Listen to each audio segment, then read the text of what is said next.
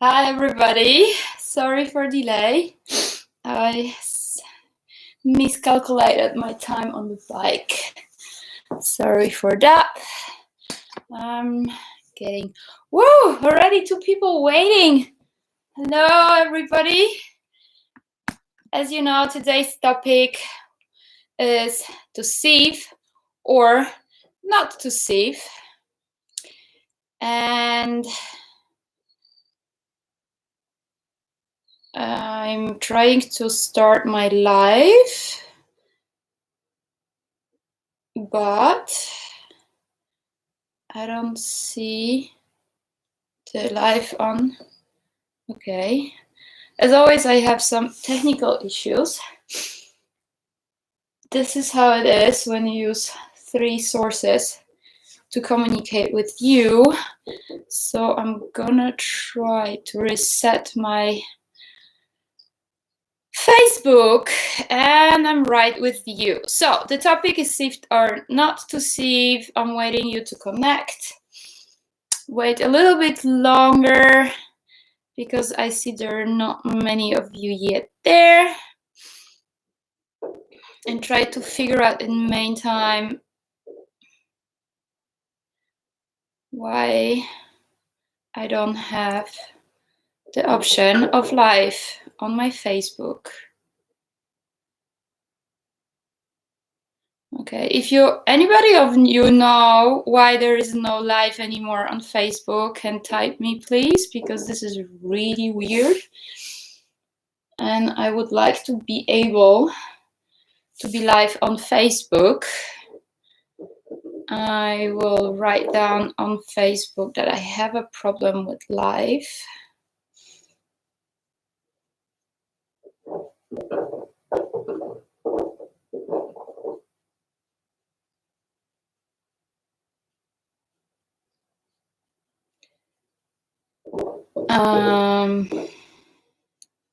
I'm very sorry. Disappear from my Facebook.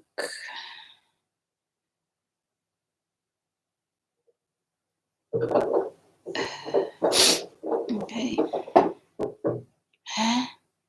This is all very weird. Like every week is something new happening. So it's very interesting. Okay, so just gonna grab my notes and I'll write with you.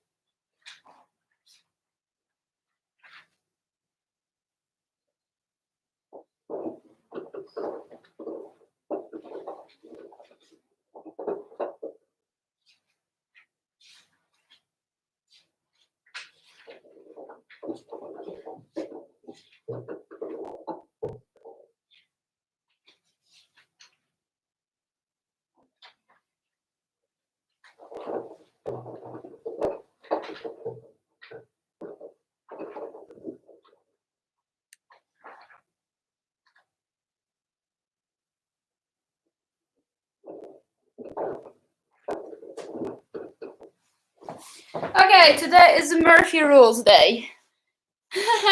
So I'm gonna talk from my head. No worries. I remember what I wanted to say. So just connecting the Instagram guys. And as I said, the topic of today is to sieve or not to sieve. So I get a lot of questions about that. And people are like, there is a lot of controversy if sieving makes any sense or not. And that's why I thought it is a good idea to have a live talk with you about SIVs. And for sure, I'm super interested if you have any experience with sieves yourself.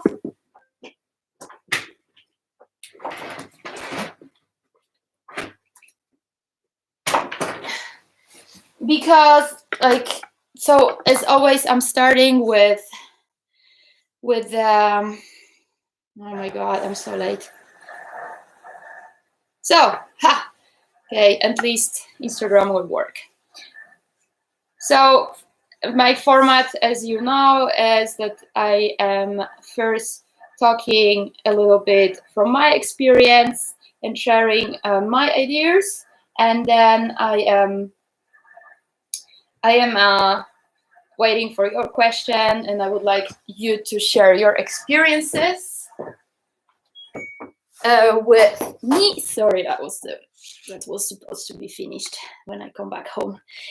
And I'm gonna wait a little bit for those guys on Instagram to connect before I start to talk. Sorry guys, I have some little technical issues, like my Facebook don't work. So I'm gonna wait the guys from Facebook to connect on YouTube. And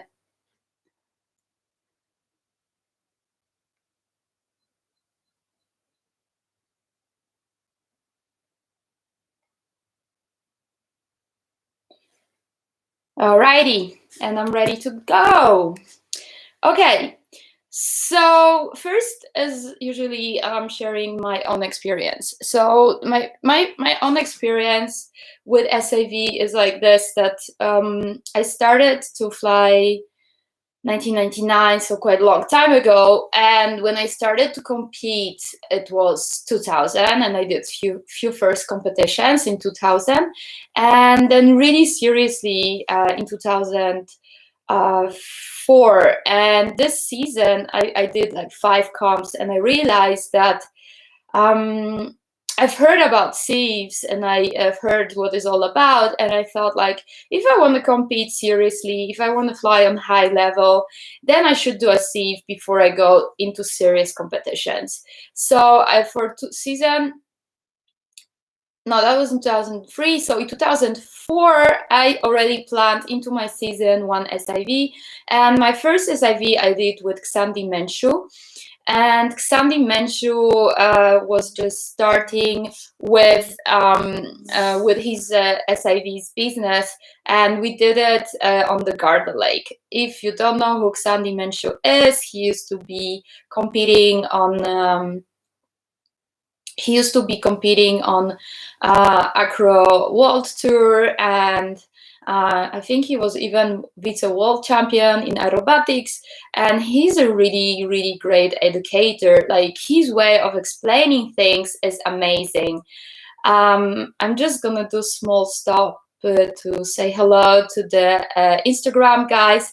Hi guys, I'm very sorry for this huge delay. I've got some technical issues on the way. Like, one of them is that my Facebook doesn't work. Like, there is no more live available on my Facebook, but I'm here and I'm happy to see you, and let's jump into the topic. So I went on the garden. The weather wasn't great, but the amazing stuff for me was that the first flight, like first serious flight, I did with Xandi on the tandem, and we did like full stall wing reverse and sat asymmetric sat into tandem on the tandem. So I knew exactly what kind of feelings I'm gonna experience, especially when we full stalled, and he did it by surprise, and I really like that. So the weather wasn't great, so I managed to do some basic maneuvers. And then I started, like, I went into the circle of competition, and I never, like, kind of plan SIVs anymore into my schedule. I don't know why, don't ask me. I was just, like, off my radar. And then during World Championship in 2009, I got serious troubles, and in the air, like my first twist and my first cravat, and like some hardcore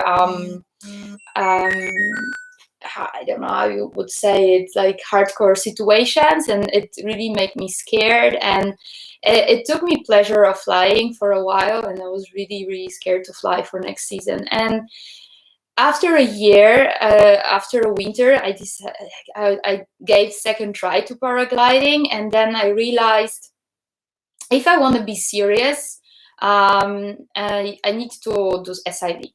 But because I thought I knew how to do all these maneuvers already, I did them before. I did them over the ground because, like, after the SIV with Sandy, I went to Bassano and I just basically made full stall over the ground because I've got the altitude, and I decided I need to know how it feels like mentally to do full stall over the ground, because this is where I'm going to do it in the future. I will never do it again over the water, a part of the trainings.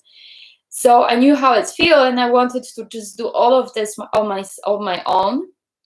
So I went to Annecy for fall. I bought a Freestyle glider, and trust me, like, I was so uncomfortable after all of these bad experiences in the air that it took me, I think, like 2 weeks to make a collapse, and like on my own over the water. Of course, I was, I agreed with some friends who was doing the SIVs on the ground, and in case I go into water, they will fish me out. It was not that I was just, unresponsibly going over the water and just doing stuff. I was really well prepared, just without instructor on the radio.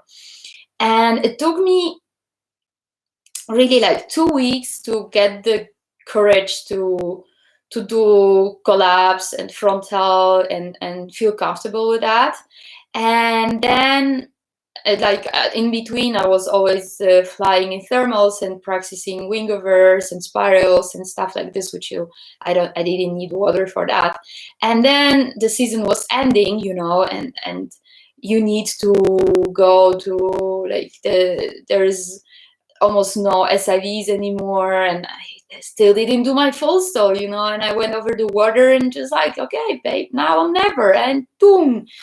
And that was wild. The glider was all over, and I managed to recover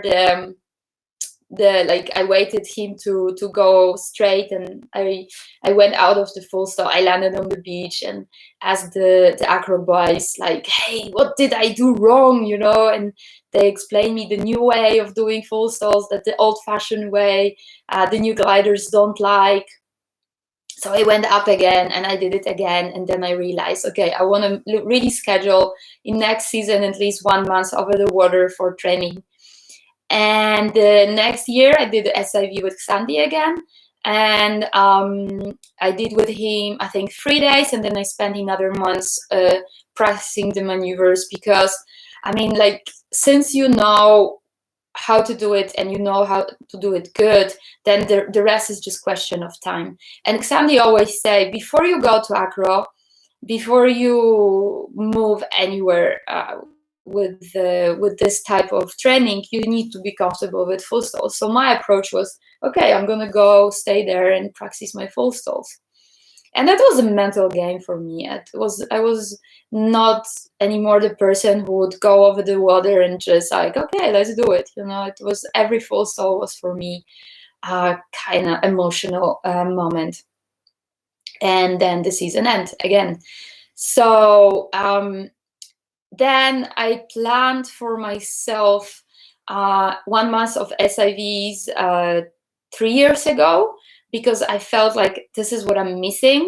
And then I injured my neck. An instructor, then I was supposed to do it. I was supposed to go with Fabian Blanco from Freio, who's one of the best instructors for comp gliders SIVs. And I didn't I wanted really, I was like, come on, Fabio, I feel not so bad. And he's like, no, not after your injury. I'm not taking you. I'm not gonna take the risk that you're gonna smash your neck again. And that was really frustrating. So I spent 1 month sitting on the beach and observing how French are doing SIVs, and especially how Fabian is teaching SIVs. And out of that, I've wrote an article for Polish Paragliding magazine, the French way of sieving, or like Fabian Blanco way of sieving, which is, in my opinion, one of the best ways to go. So what is the point? he's like, there are many different ways of SIVs, of making SIVs or leading SIVs. One way is that you have a program which is collapse frontal, speed, collapse frontal, whatever, and next. Okay, but for me, a real SIV, and this is the as well something what Russ Ogden is saying, who used to run his own SIV clinics, but he's not running, unfortunately, anymore. If you don't know who Russ Ogden is a top British pilot and test pilot from Ozone. And his idea of SIVs is that it should give you the feeling of the glider. The training should develop a good feeling for you of the wing. So in the past, we used to learn how to get out of the shit. Sorry for French word.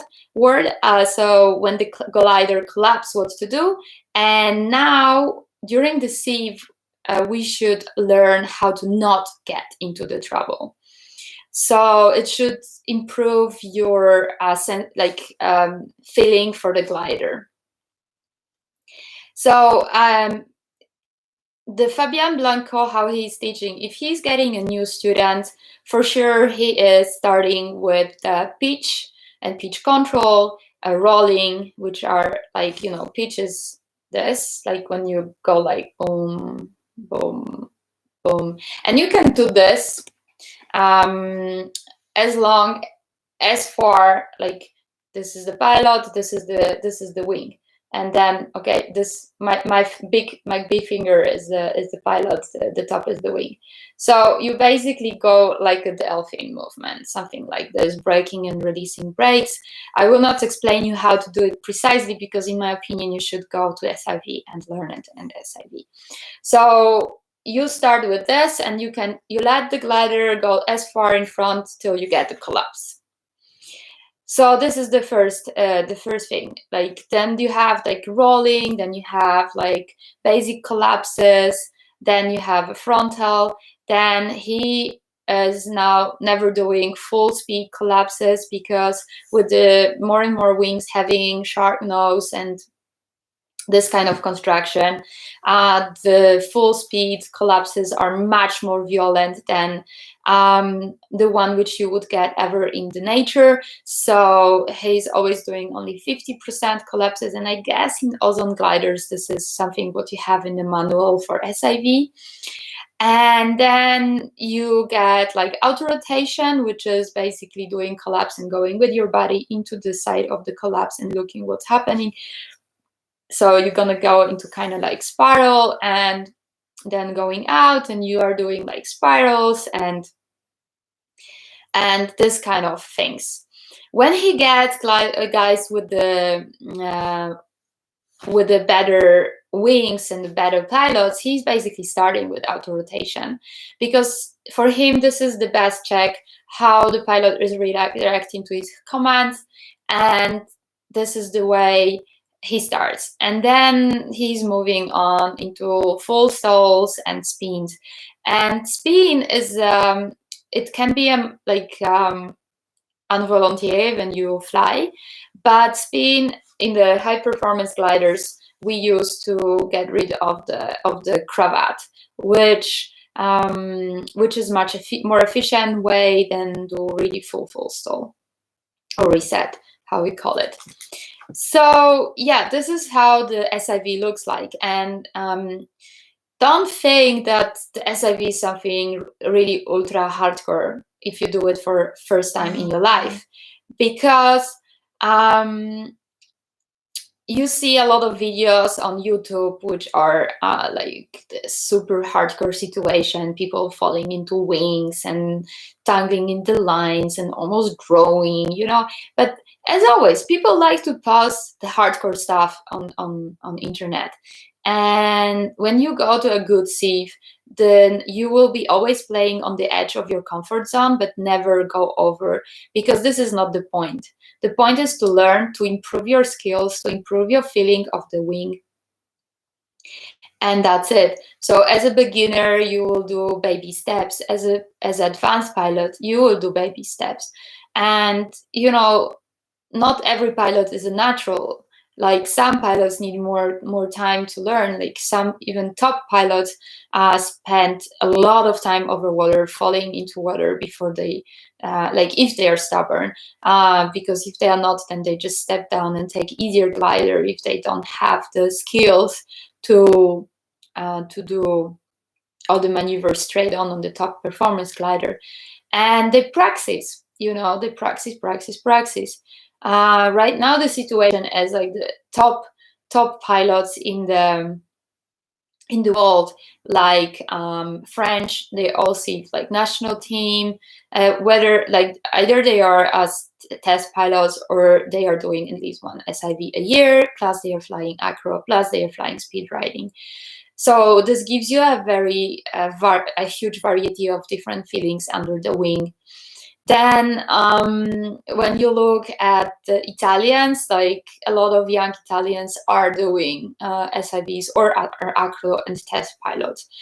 Same like Slovenians, even 2 years ago, they went to do SIV with Seiko, who is another great SIV instructor. She's doing high performance wings SIVs. She's teaching the modern school, and she is specialized in that, and she's test pilot herself. So Slovenians went, like the national team went and did this SIV with her. And then when we look, like some top Germans are test pilots themselves, and Austrians.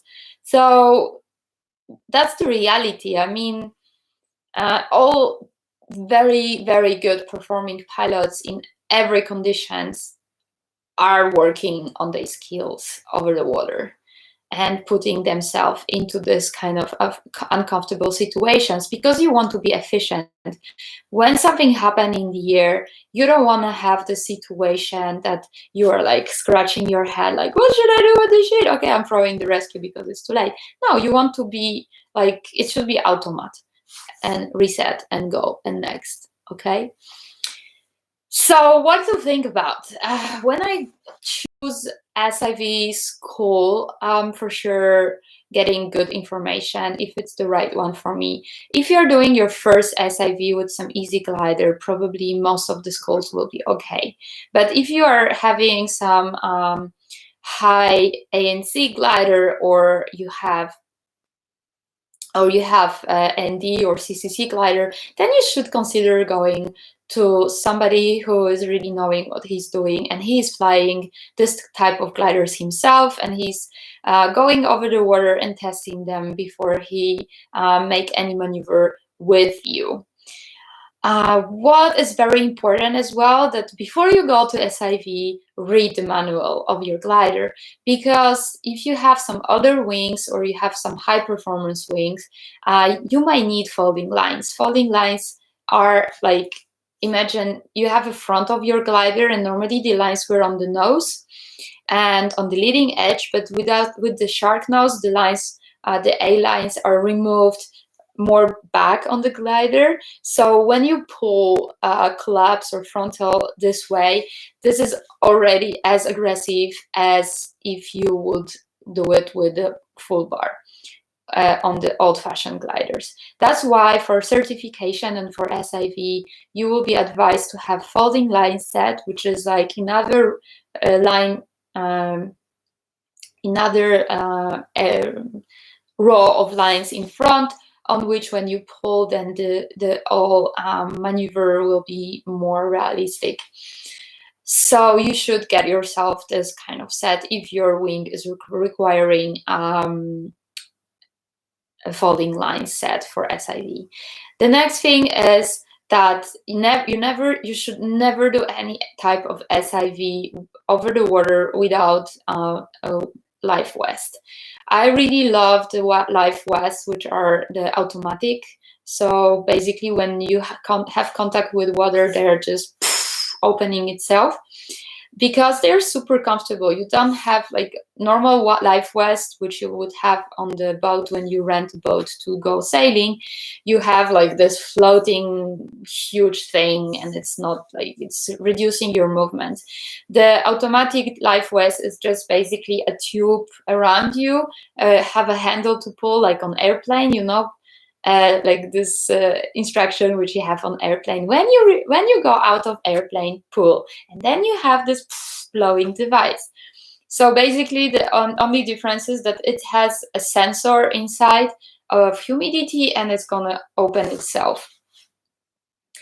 The next thing is that never do anything over the water if you don't have a rescue boat below. And there are some places in Europe where the rescue boat is there. It's paid entire season, and you can go and train for yourself once you know what to do. So from that, what like at least till last year, one of those places was Garda, and another place is Villach, so Gerlitsen. There you need, like, at least when I was there last time, you needed to pay like a special season pass, which you stick on the helmet, so the lifeguards know that you paid your membership in this system. Hold on a second, I'm gonna put the light on because it's getting kind of dark.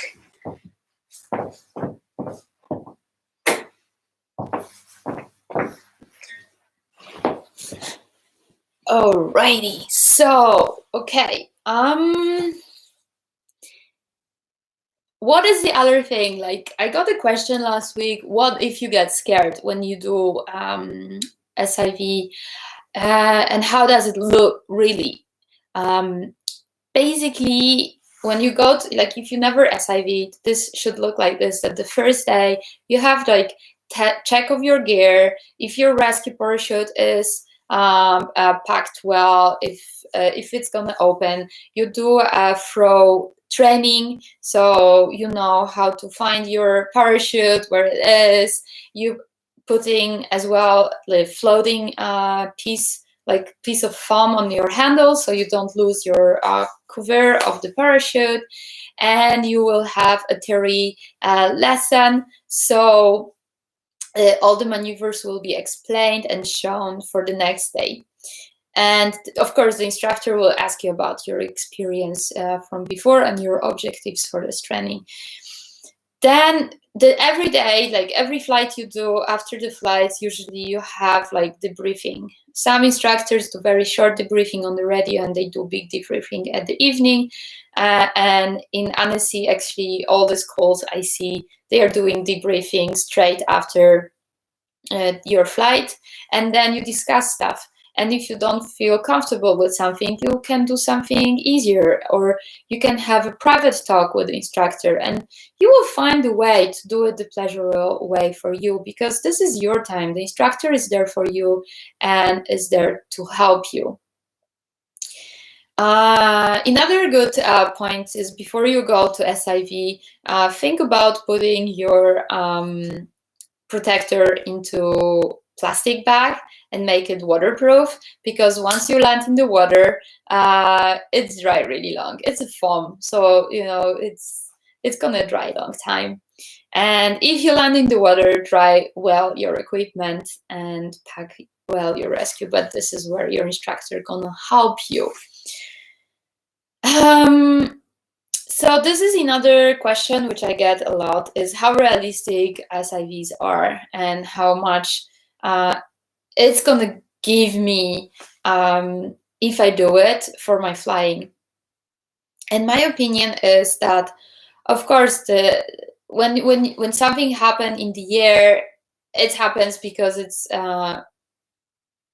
induced by the weather, by the wind, by turbulence, and you get by surprise. Every time when you pull anything in the air, this is what you did, so you are prepared kind of for that, what is happening. But because you are in this controlled environment, you can have much more peace of mind, and you can play. When you pull the collapse, first you can see, okay, with immediate reaction, how fast it's opening. Then you can hold it and try to fly straight, try to let it go, try to turn left. So you will know how your glider is behaving with the collapse. When, like, you know, most of the rescue throws, like parachute throws, happens in the auto rotation. So when you get the collapse and you go into the spiral, into the side of the collapse, if you would do SIV, you would know if you have enough space, you can easily get out of this. This is not something where you really need to throw your rescue. Of course, not if you are very low, because you might end up in the trees and fall through the trees.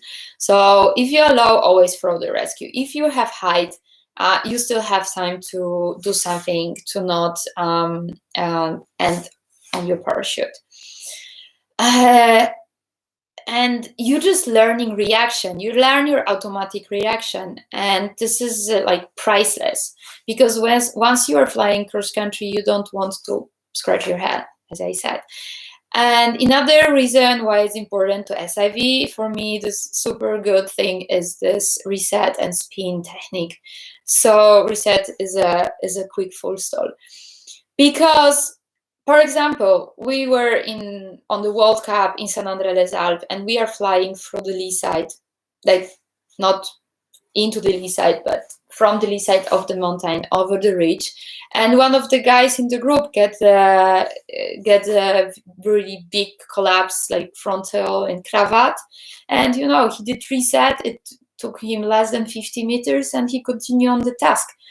And that was potentially really dangerous situation. And for him, it was just boom, boom, boom, go, you know, and this needs skill. And to get this type of skill, you need to be in training, and you need to do it a lot and refresh.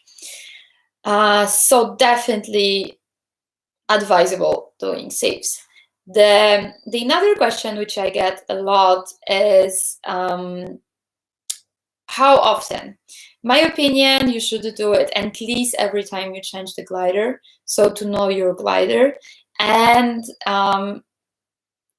advisable, like it would be really cool to be able to do it one time a year. It's 3 days out of your life, but this is like priceless experience which might save your life. So I would really do it, try to do it at least, like, you know, every time you change the wing, to know the wing. Another thing, what people were asking me, do I need to do a check of my wing after SIV? Yes, for sure, especially if you do a lot of full salt during your SIV, your line, your wing can get out of trim, and you should definitely do a line check and canopy check before you continue to fly, because the wing can get out of trim and the wing can get cut. Especially if you have very advanced shark noses, it can happen that when you get a frontal, this is the lines, this is the wing, when you get the frontal, it's gonna open like this and your nose gonna get cut on the lines. It's happening, rare, but it might happen. Well, you know, you might say, well, I don't want to damage my glider. And I mean, again, a wing is to use, a wing is to fly, and your job is to be safe under your wing you fly. So if it's gonna get cut, well, but you've learned something, you know? You can always make a repair, you can exchange the part of the wing, you can glue it, and it's gonna be stronger than ever, than before.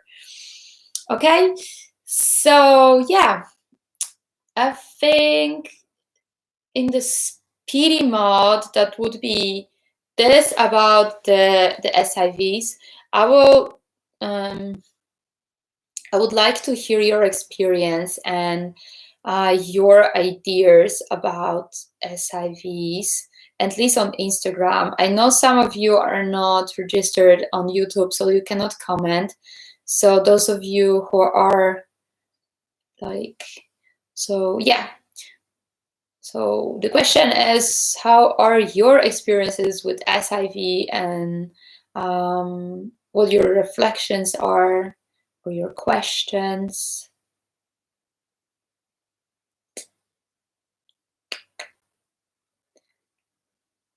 Yep.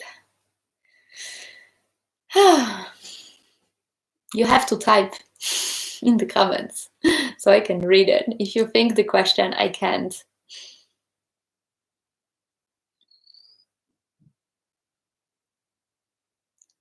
Okay, I guess you have no questions. So, as always, if you have any questions, you can send me private message.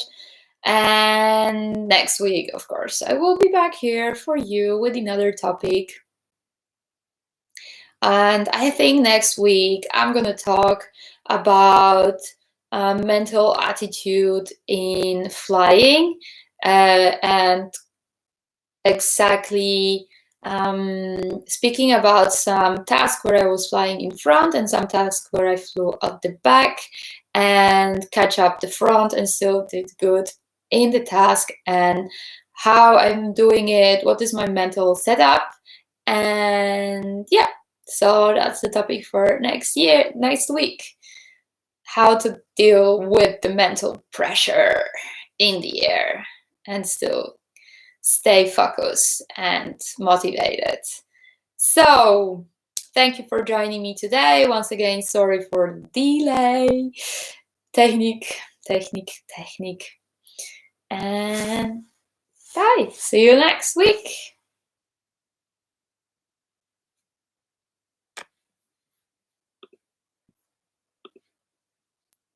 Amazing.